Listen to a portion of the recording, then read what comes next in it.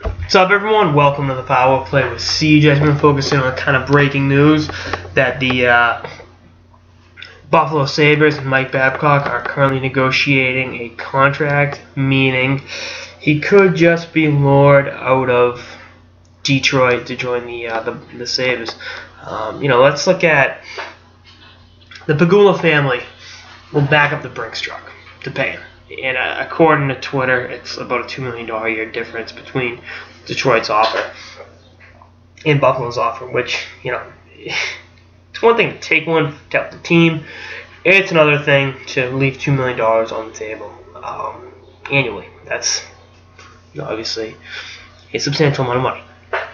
Now, having said that, the Pagula family and their other sports venture, the Buffalo Bills, got Rex Ryan to Buffalo. I thought Rex Ryan would have gone to Atlanta, and I'm going to go off on a little tangent here. Rex has always had great defenses and atrocious quarterback play.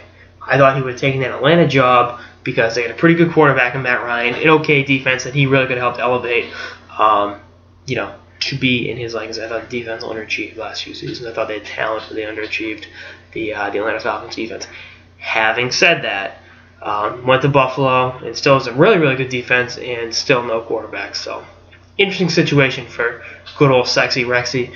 But, God bless the Pagula family that brought Rex to town, and in all likelihood could have Mike Babcock coming to town as well. I still would not, until that pen is to paper and the ink is dried, I'm not ruling him out ruling out him going back to Detroit.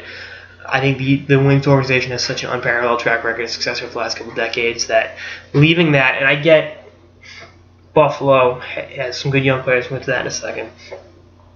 But what Detroit's been able to do, is they're like the San Antonio Spurs or, the New England Patriots, St. Louis Cardinals, New York Yankees.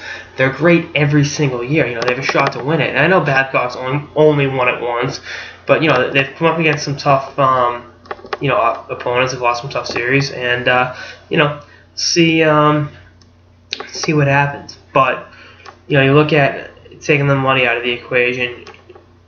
The Sabres have a lot of good young talent with Jack Eichel joining the mix. The ability to coach these young players, and I think Babcock would have more of a say in the front office. I don't know if they do the coach and GM type thing, but I think having great hockey line like this, and it's a joke, he's never won a Jack Adams trophy, by the way, could be what really kickstart the rebuild. Having Eichel in the fold, potential franchise center, having good young players like a Reiner, like a Ristolainen, like a Nikita Zadorov, even to a lesser degree, Mikhail Grigorenko, and Zemgus Girgensons.